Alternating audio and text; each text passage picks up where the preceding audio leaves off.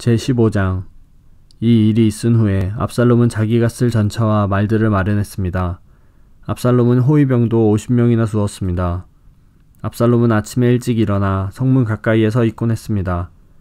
그런데 누구든지 재판할 문제거리가 있어 왕을 찾는 사람은 그 성문을 지나가게 되어 있었습니다. 그런 사람이 오면 압살롬은 그 사람을 불러 세워서 어느 성에서 왔소 하고 물었습니다. 그러면 그 사람은 저는 이스라엘의 무슨 지파에서 왔습니다 하고 대답하며 자신의 억울함을 이야기했습니다. 그러면 압살롬은 당신의 주장이 옳소. 하지만 왕궁 안에는 당신의 말을 들어줄 사람이 없소 하고 말했습니다. 또 압살롬은 나는 이 땅의 재판관이 되어 문제를 가진 모든 사람에게 공정한 재판을 베풀기를 원하오 라고 말하기도 했습니다. 사람들은 압살롬에게 가까이 나와 절을 했습니다. 그러면 압살롬은 자기 손을 내밀어 그들을 일으키고 그들에게 입을 맞추었습니다. 압살롬은 다윗 왕에게 재판을 받으러 오는 모든 이스라엘 사람들에게 이런 식으로 행동했습니다. 이런 방법으로 압살롬은 모든 이스라엘 사람들의 마음을 사로잡았습니다. 4년이 지난 후에 압살롬이 다윗 왕에게 말했습니다. 제가 헤브론으로 가는 것을 허락해 주십시오. 여호와께 약속한 것이 있으니 그 약속을 지키고 싶습니다. 아람 땅 그술에 살 때 저는 만약 여호와께서 저를 다시 예루살렘으로 돌아가게 해주신다면 여호와를 헤브론에서 예배드리겠습니다 라고 약속한 적이 있습니다. 그러자 왕이 말했습니다. 평안히 가거라. 그래서 압살롬은 헤브론으로 갔습니다. 그러나 압살롬은 이스라엘의 모든 지파에 몰래 사자들을 보냈습니다. 사자들은 백성들에게 나팔소리가 울리면 압살롬이 헤브론에서 왕이 되었다고 외치시오 라고 말했습니다. 압살롬은 자기와 함께 갈 사람 200명을 초대했습니다. 그들은 압살롬과 함께 예루살렘을 떠났지만 압살롬이 무슨 일을 꾸미고 있는지는 몰랐습니다. 다윗에게 도움을 주던 사람 중에 아히도벨이라는 사람이 있었는데 아히도벨은 길로 마을 사람이었습니다. 압살롬은 제물을 바치는 동안 아히도벨의 고향인 길로로 사람을 보내 아히도벨을 오게 하여 자기 편으로 만들었습니다. 압살롬의 계획은 착착 잘 진행되었습니다.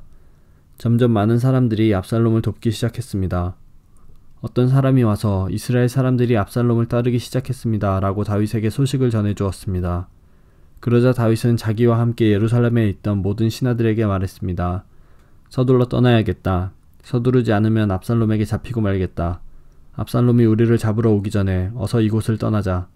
압살롬은 우리를 해치고 예루살렘의 백성들까지 죽일 것이다. 왕의 신하들이 왕에게 말했습니다. 무엇이든지 왕께서 말씀하시는 대로 하겠습니다. 왕은 자기 왕궁에 있던 모든 사람들을 데리고 떠났습니다. 그러나 왕은 왕궁을 지킬 후궁 10명은 남겨두었습니다. 왕은 자기를 따르는 모든 백성들과 함께 떠났습니다. 그들이 성을 빠져나갈 때에 그 성의 마지막 집에서 멈춰 섰습니다. 왕의 모든 종들이 왕의 곁을 지나갔습니다.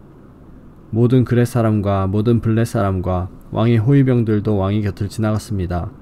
가드에서 와서 다윗을 따랐던 600명도 왕의 곁을 지나갔습니다. 왕이 가드 사람 이때에게 물었습니다.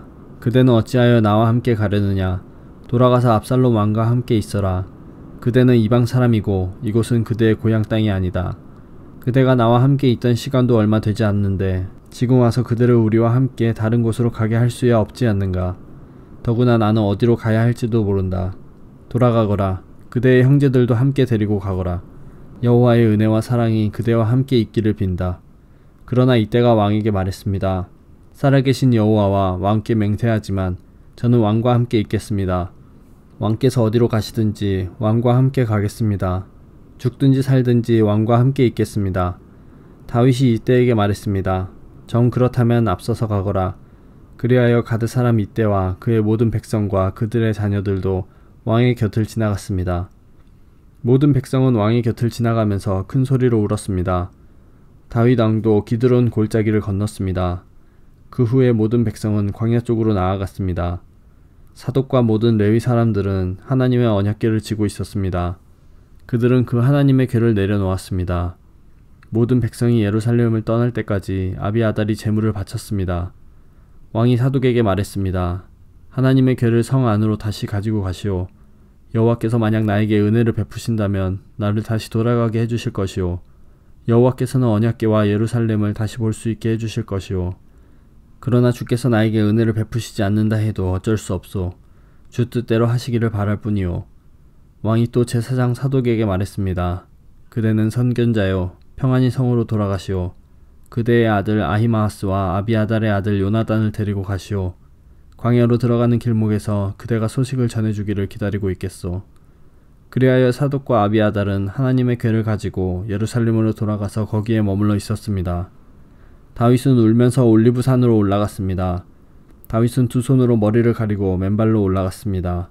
다윗과 함께한 모든 백성도 자기 머리를 가렸습니다. 그들도 울면서 올라갔습니다. 누군가가 다윗에게 말했습니다. 왕을 배반하여 압살롬과 함께 음모를 꾸민 사람 중에 아히도벨도 있습니다. 그 말을 듣고 다윗이 기도드렸습니다. 여호와시여, 아히도벨의 계획을 어리석은 것으로 만들어 주십시오. 다윗이 산꼭대기에 이르렀습니다. 그곳은 다윗이 하나님께 예배드리던 장소였습니다. 아렉 사람 후세가 다윗을 맞아들였습니다. 후세의 옷은 찢어져 있었고 머리에는 흙을 덮었었습니다. 그것은 슬픔을 나타내는 표시였습니다. 다윗이 후세에게 말했습니다. 그대가 나와 함께 간다면 그대는 짐만 될 뿐이요.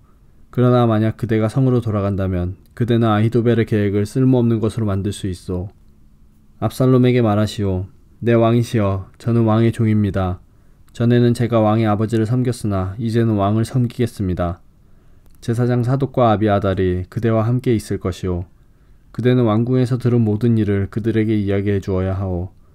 사독의 아들 아히마아스와 아비아달의 아들 요나단이 그들과 함께 있소. 그들을 보내어 그대가 들은 모든 것을 나에게 전해주시오. 그리하여 다윗의 친구 후세는 예루살렘으로 들어갔습니다. 바로 그 무렵에 압살롬도 예루살렘에 이르렀습니다.